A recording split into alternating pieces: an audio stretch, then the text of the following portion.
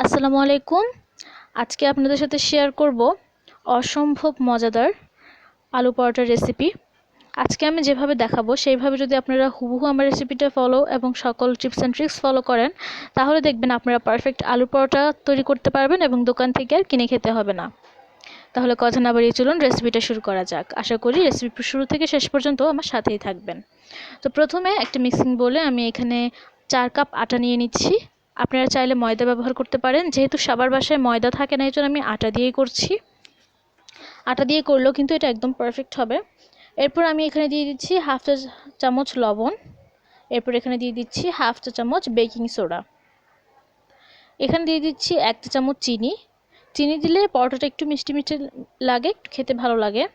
এরপর হাত দিয়ে সব কিছু খুব ভালোভাবে একসাথে মিক্স করে নিচ্ছি। এটা প্রথমে খুবই গুরুত্বপূর্ণ, এটা একটু ভালোভাবে প্রথমে মিক্স করে নিতে হবে।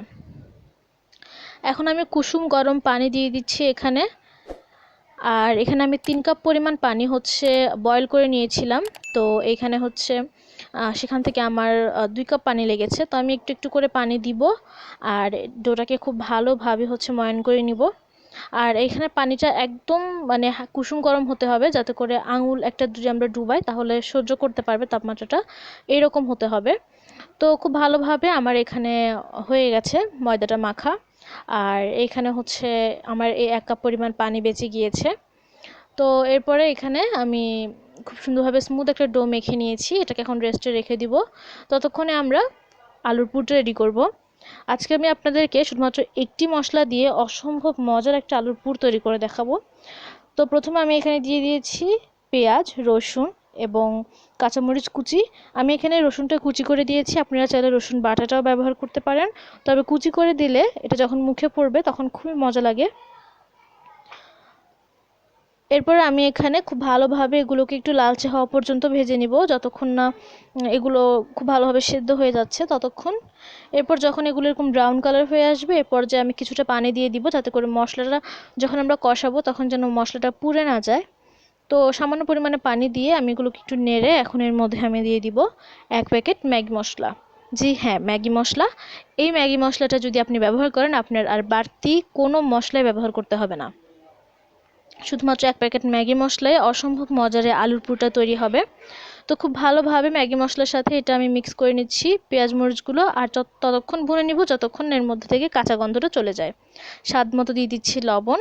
আপনারা আপনাদের স্বাদ মতো লবণ দিবেন, যেহেতু ম্যাগি মশলায় লবণ থাকে তো একটু অ্যাডজাস্ট করে দিবেন। আমি এখানে হাফ চা চামচ দিয়েছি। এরপর এখানে দিয়ে দিয়েছি বয়েল করে ম্যাশ করে রাখা আলু, আর সেটা এখানে 1.5 কাপ পরিমাণ আলু আছে। আলুগুলো সেদ্ধ করার পর অবশ্যই গ্রেটার দিয়ে গ্রেট করে নেবেন, যেন একদম ফাইন ম্যাশ হয়। না হলে আলু যদি একটু দানা দানা থেকে যায়, তাহলে কিন্তু যখন আপনি পরোটা বানাবেন তখন এর মধ্যে থেকে ওই দানা আলুটা বের হয়ে আসবে। তো চেষ্টা করবেন যাতে একটা স্মুথ একদম ম্যাশ করার জন্য। তো আমি এখানে গ্রেটার দিয়ে গ্রেট করে নিয়েছি। এখন আলুর সাথে মশলাটা খুব ভালোভাবে মেশাতে হবে। একটু খেয়াল রাখবেন যেন কোনো আলু সাদা না থাকে, মশলার সাথে যেন খুব ভালোভাবে মিশে যায়। এরপরে এখানে আমি দিয়ে দেবো টমেটো সস। এখানে আমি 1 চা চামচ দিয়েছি। আপনারা আপনাদের স্বাদ অনুযায়ী বাড়িয়ে কিংবা কমিয়ে দিতে পারেন, চাইলে এটা স্কিপও করা যাবে, কোনো সমস্যা নেই।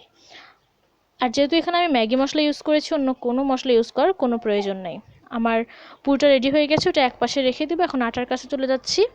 আটাটা যখন টানলে দেখবেন এরকম রাবারের মতো হয়ে যাচ্ছে, তখন বুঝবেন যে আপনার আটাটা পারফেক্ট হয়েছে। এখন আমি এটাকে একটু এইভাবে খুব ভালোভাবে মথে নিচ্ছি। আর আটাটা যখন আপনি দ্বিতীয় পর্যায়ে মাখবেন, দেখবেন একদম স্মুথ একটা ফোমি আটার তৈরি হবে।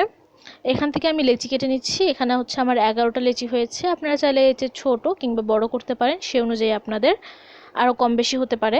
তো একটু আটা দিয়ে আমি প্রথমে এটাকে এভাবে চারপাশ থেকে চিকন করে নিচ্ছি, এটার ধারগুলো একটু পাতলা করে নিচ্ছি। মাঝখানটা কিন্তু পাতলা করা যাবে না, শুধুমাত্র ধারগুলো পাতলা করতে হবে। তো এখন এর মধ্যে আমি 1 চা চামচ আলুর পুর দিয়ে দিচ্ছি। পুরটাও আপনারা আপনাদের পছন্দ অনুযায়ী বাড়িয়ে কিংবা কমিয়ে দিবেন। এখানে আপনারা আলুর সাথে চাইলে অন্য কোনো সবজিও অ্যাড করতে পারবেন, সেটাও আপনাদের ইচ্ছা। এখন একটু ভালো করে খেয়াল করেন আমি কিভাবে এটা একটু ফোল্ড করছি। 2-1 বার যখন আপনারা কাজটা করবেন আপনাদের কাছে সহজ লাগবে। তো এইভাবে দুধার থেকে এনে তারপরে এইভাবে সিল করে দিচ্ছি। এটা প্রথমে একটা সমুচার শেপ হবে এবং তারপর এর 2 প্রান্ত টেনে এনে মাঝখানে এনে এটাকে একটু ঘুরিয়ে ঘুরিয়ে একটা গোল শেপ করে নিচ্ছি। আর এক্সট্রা যে বাড়তি অংশটা থাকবে সেটা একটু ফেলে দিতে হবে। যদি আপনি ধারগুলো তখন চিকন না করেন, মানে পাতলা না করেন, তাহলে কিন্তু এ পর্যায়ে এই সাইডটা বেশি আটার হয়ে যাবে, পরে এটা খেতে ভালো লাগবে না। এখন হাত দিয়ে একটু চেপে চেপে আমি এটাকে একটা গোল শেপ করে নিচ্ছি।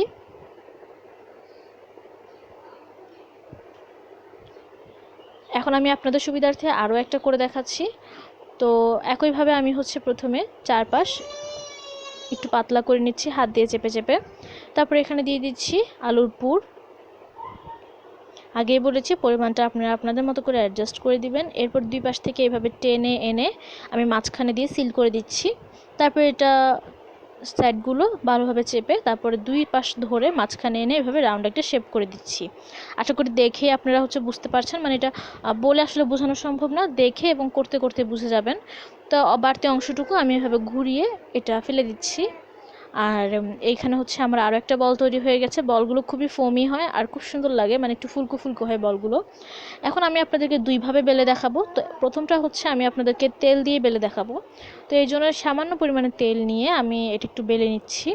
তেল দিলে এটা বেলতে খুবই সহজ হয় তখন, আর মানে এটা বেলতে কোনো সমস্যাই হয় না, একদমটা অনেক সফট হয়ে যায়। আপনারা চাইলে এটা এভাবে তেল দিয়েও বেলতে পারবেন। আর তেল দিয়ে বেললে আমারটা আসলে গোল হয়নি, আপনারা যারা করতে করতে অভ্যস্ত হয়তো বা আপনাদেরটা গোল হয়ে যাবে। তো এটাকে আপনারা আপনাদের পছন্দ মতো বড় কিংবা ছোট করে বেলে নেবেন। আর যখন বেলবেন তখন দেখবেন ভেতরের যে পুরটা এটা চারপাশে সমানভাবে ছড়িয়ে যাচ্ছে। আর হচ্ছে আপনি যদি খুব চেপে চেপে বেলেন তাহলে কিন্তু এর পুরটা বেরিয়ে যাবে। তো খুবই হালকা হাতে বেলতে হবে যাতে পুরটা ছড়িয়ে যায় কিন্তু বেরিয়ে না যায়। তো আমার একটা পরোটা বেলা হয়ে গেছে, আমি আপনাদেরকে আরও একটা পরোটা বেলিয়ে দেখাচ্ছি। এটা হচ্ছে আমি আটা দিয়ে বেলবো, মানে আগেরটা তেল দিয়ে দেখিয়েছিলাম, এটা আমি আটা দিয়ে দেখাচ্ছি। তো এখানে সামান্য পরিমাণে ময়দা বা আটা ছিটিয়ে দিয়ে তারপরে আমি একটু হাত দিয়ে চেপে চেপে এটাকে একটু বড় করে নিচ্ছি। এতে করে আমার যখন মানে আমি এটা বেলবো তা আমার খুব সুবিধা হবে। তো হাত দিয়ে একটু চেপে চেপে বড় করে নিয়ে এখন হচ্ছে আমি এটাকে বেলা শুরু করছি। আগেই বলেছি খুবই হালকা হাতে বেলতে হবে, খুব বেশি চাপাচাপি করা যাবে না, তাহলে এখান থেকে হচ্ছে পুরটা বেরিয়ে যাবে। তো আমি হচ্ছে এটা বেলে নিয়েছি আর এটা কনসিস্টেন্সিটা হচ্ছে যে এই পরিমাণ রেখেছি আমি। এটা আপনারা চাইলে এর চেয়ে বেশি মোটা রাখতে পারেন, তবে এর চেয়ে পাতলা না রাখাটাই ভালো। এটা আমি যথেষ্ট পাতলা করেছি। আর এই যে পুরটা দেখছেন এটা কিন্তু বেরিয়ে যায়নি, এটা ছড়িয়ে গেছে। এখন এর মধ্যে হালকা একটুখানি তেল দিয়ে দুপাশে ভালো করে মেখে আমি এটাকে এইভাবেই ডিপ ফ্রিজে রেখে দিব। আর নিচে অবশ্যই একটা পলিথিন কিংবা একটা যে কিচেন র্যাপারগুলো আছে সেগুলো দিয়ে নিতে হবে, নাহলে কিন্তু এগুলো একটার সাথে একটা লেগে যাবে। তো ওই জিনিসটা আসলে আমি ভিডিও করেছিলাম কিন্তু কোনোভাবে সেটা কেটে গেছে। তো এরপর থেকে অনেক কিছু আসলে কীভাবে যে কেটে গেছে আমি জানি না। তো এখন হচ্ছে আমি আপনাদেরকে এখানে দেখিয়ে দিচ্ছি ভাজাটা। নর্মাল পরোটা আমরা যেভাবে ভাজি সেইভাবে ভাজতে হবে, অন্য কোনো পদ্ধতি নেই। তো একটু পরোটা দিয়ে একটুখানি সেদ্ধ হয়ে আসলে উল্টে দিতে হবে। আর এভাবে করে তেল দিয়ে পরোটাটা ভেজে নিতে হবে সুন্দর মতো, যেভাবে আমরা পরোটা ভাজি। তো আমি দুইটা পরোটা ভেজে নিয়েছি, আপনাদেরকে একটু দেখাচ্ছি আমি যেটা কেমন হয়েছে। দেখুন কতটা নরম হয়েছে। আর এর ভেতরের পুরটা একটু দেখিয়ে দিচ্ছি। দেখুন কি পরিমাণ পুর এর ভেতরে। অনেক সময় হয় কি, মানে যখন দোকান থেকে আমরা পরোটা কিনি তখন দেখা যায় মাঝখানে একটুখানি পুর থাকে, চারপাশে কোনো পুরই থাকে না। কিন্তু এইভাবে যদি আপনারা তৈরি করেন তাহলে আপনারা মানে একদম সন্তুষ্টি মতো খেতে পারবেন। আর এটা বাচ্চারাও খুব পছন্দ করবে, বড়রাও খুব পছন্দ করবে। বাচ্চাদের টিফিনে, সন্ধ্যার নাস্তায় সব কিছুতে আপনারা এটা ব্যবহার করতে পারবেন। আর ঝটপট তৈরি হয়ে গেল, দেখলেন তো। তো আশা করি রেসিপিটা আপনাদের কাছে ভালো লেগেছে। ভালো লাগলে আমার চ্যানেলটাকে একটা সাবস্ক্রাইব করে দিবেন আর ভিডিওটা লাইক করে দিবেন। চাইলে আপনাদের কেমন লেগেছে কমেন্টে জানাতে পারেন। আর যদি ভালো লেগে থাকে তাহলে শেয়ার করে দিবেন। তো আজকের ভিডিওটা এ পর্যন্ত। সবাই ভালো থাকবেন, সুস্থ থাকবেন। দেখা হবে নতুন কোনো ভিডিওতে। আল্লাহ হাফেজ, আসসালামু আলাইকুম।